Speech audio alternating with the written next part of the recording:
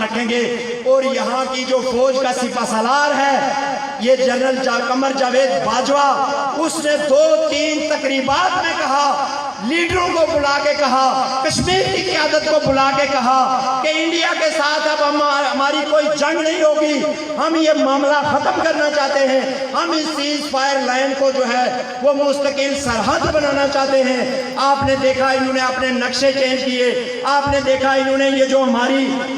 جو ریاست کی حیثیت کی ڈسپیوٹڈ اس کو چینج کرنے کی کوشش کی، اور دونوں ملکوں نے جو ہے ایسے اقدامات اٹھانا شروع کیے کہ سیز فائر لائن کو مستقل سرحد بنا دیا جائے۔ میں پوچھنا چاہتا ہوں یہاں ہمارے عوام سے، اپنے لوگوں سے،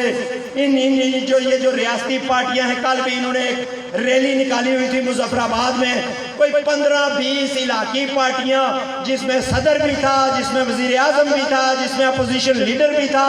جس میں کوئی 2 درجن بھر جو ہے وہ وزیر مشیر MLA تھے،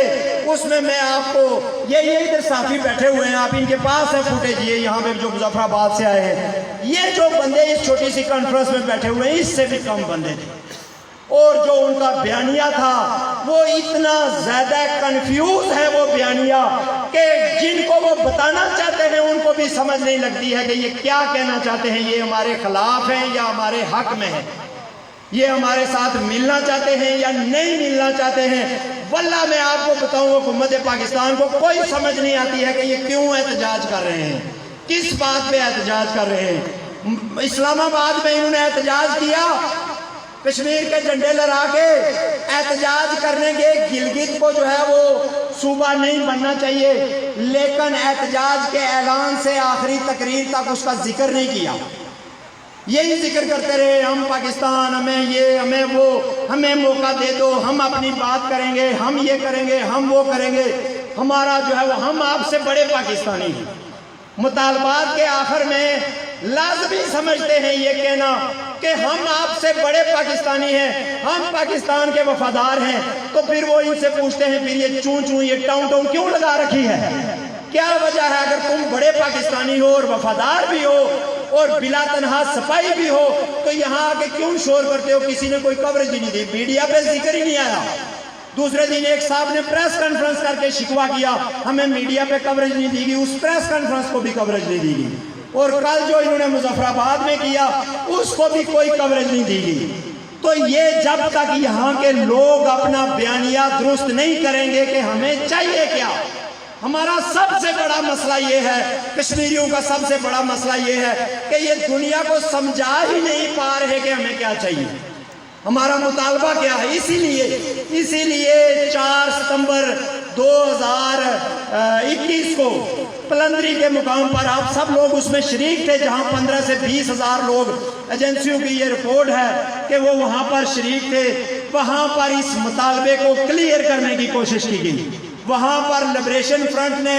73 سالوں میں پہلی دفعہ جو کشمیریوں کا جینوئن نقطۂ نظر ہے، جس کو نہ فاروق عبداللہ بیان کر پاتا ہے، نہ فاروق حیدر بیان کر پاتا ہے، نہ کوئی مولوی بیان کر پاتا ہے، نہ کبھی علی شاہ گیلانی بیان کر پایا، نہ کبھی صلاح الدین بیان کر پایا، وہ لبریشن فرنٹ نے 4 سپٹمبر 2021 کو پلندری کے مقام پر بیان کیا۔ اس کی کاپیاں بھی آپ کو یہاں پر ملی ہیں کہ ہم آزادی چاہتے ہیں، یہ ہمارا مطالبہ ہے۔ ریاست کے لوگوں کی لڑائی یہ ہے کہ ہم آزادی چاہتے ہیں۔ ہم میں سے اگر پاکستان کو یہ شک ہے یا ہندوستان کو یہ شک ہے کہ ان کا کوئی اور مطالبہ ہے، ہم 73 سال ان کو کہتے رہے اگر آپ کو یہ ہے کہ یہ ہم آپ کے ساتھ آنا چاہتے ہیں یا آپ کے ساتھ آنا چاہتے ہیں تو آپ یہاں پر رائے شماری کروا لو، لیکن انہوں نے رائے شماری نہیں کروائی۔ ہم مطالبہ کرتے رہے، آج کچھ لوگ کہتے ہیں دیکھیں جی ہمیں ایک مشترکہ جو ہے وہ لائے عمل دینا چاہیے، ہمیں ایک مشترکہ بات کرنی چاہیے، اور وہ مشترکہ بات یہ ہو سکتی ہے ہم اپنے مستقبل کا فیصلہ خود کریں گے، ہمیں حق دیا جائے۔ ہم 73 سال سے یہ حق مانگتے رہے، اس کے بعد نتیجہ یہ نکلا کہ انہوں نے حق دینے کے بجائے کہا کہ اس کو آدھا آدھا بانٹ لو۔ اب جب وہ آدھا آدھا بانٹ چکے ہیں، اب یہ مطالبہ بالکل غیر فطری ہے، یہ غیر فطری مطالبہ ہے۔ ہمیں حق دے دیا جائے، ہم فیصلہ کریں گے، ہمیں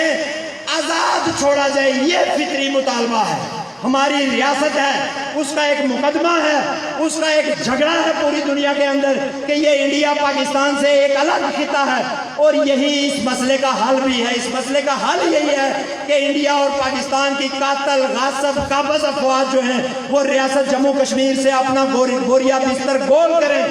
اور بوریا بستر گول عوام کروا سکتے ہیں۔ بہت بڑی طاقت ہے روس، آج 1 مہینہ ہو گیا ہے چھوٹے سے ملک پہ حملہ کیے ہوئے۔ ایسٹیمیٹ یہ تھا کہ 3 دنوں کے اندر مار دیں گے، 3 دنوں کے اندر فتح کر لیں گے، لیکن انہوں نے کیا اسٹریٹجی اپنائی؟ انہوں نے اپنے عوام کو آگے کیا، عوام کو لڑائی کے لیے تیار کیا۔ ان کا صدر بھی خود باہر نکلا۔ میں کسی کے حق یا مخالفت کی بات نہیں کر رہا ہوں، میں ایک مثال دے رہا ہوں کہ آج 1 مہینہ ہو گیا ہے، وہاں کے عوام روڈوں پر مزاحمت کر رہے ہیں۔ ہم گولے بھی کھاتے رہے، یہ سیز فائر لائن 73 سال سے گولے کھا رہی ہے، ہم عذاب کا بھی شکار ہیں، ہمیں جمہوری حقوق حاصل نہیں ہے، ہماری جو حکومتیں ہیں وہ آزاد نہیں ہیں، ہمارا بجٹ آزاد نہیں ہے، ہمارے دریاؤں پر قبضہ ہے، ہمارے پہاڑوں پر قبضہ ہے، ہمارے ذرائع مواصلات پر قبضہ ہے، حتیٰ کہ ہم اپنے ملازم بھی اپنی مرضی سے بھرتی نہیں کر سکتے۔ تو اور کس چیز کا انتظار ہے؟ کون سی آفت کا انتظار ہے؟ ہم بیٹھے ہوئے ہیں کہ فلاں والا ظلم نازل ہوگا تو اس کے بعد ہم اٹھ کے جو ہے وہ آزادی کی آواز بلند کریں گے۔ میرے بھائیوں اور دوستوں، یاد رکھو، فلسطینیوں کو لوگوں نے سمجھایا تھا کہ یہ کام مت کرو، کیا انہوں نے اپنی زمینیں بیچی، انہوں نے یہودیوں سے پیسے لیے، ان کو لا کے وہاں آباد کیا۔ آج وہ جو 1947 میں رقبہ تھا